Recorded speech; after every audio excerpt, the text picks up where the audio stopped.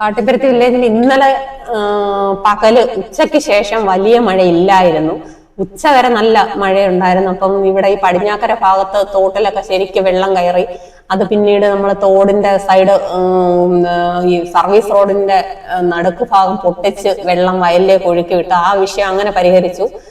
പിന്നീട് ഒരു വീട് ശനിയാഴ്ചത്തെ മഴയിൽ ഒരു വീടിന്റെ പുറത്ത് തെങ്ങ് വീണു. അവർക്ക് ആളപായം ഒന്നുമില്ല. 2 നില വീടിന്റെ മുകളിലാണ് തെങ്ങ് വീണത്. മുകളിൽ ഓടിട്ട മേൽക്കൂരയിലാണ് വീണത്. അവര് ബന്ധുവീട്ടിലേക്ക് താമസം മാറിയിട്ടുണ്ട്. പിന്നെ ഇന്നലെ കൊട്ടാരം ഭാഗത്ത് അംഗൻവാടിയില് പുറത്ത് അംഗൻവാടിയുടെ കെട്ടിടത്തിന്റെ സൈഡിലിരുന്ന മതിലിടിഞ്ഞു വീണു. പക്ഷെ എന്തായാലും ഭാഗ്യത്തിന് കുട്ടികൾ ആരും അവിടെ ഇല്ലായിരുന്നു. കെട്ടിടത്തിനും വേറെ കുഴപ്പങ്ങളൊന്നും പറ്റിയിട്ടില്ല. പൊതുവെ ഇന്നലെ ഉച്ചയ്ക്ക് ശേഷം മഴയില്ലാത്തത് കൊണ്ട് ചെറിയൊരാശ്വാസമുണ്ട്.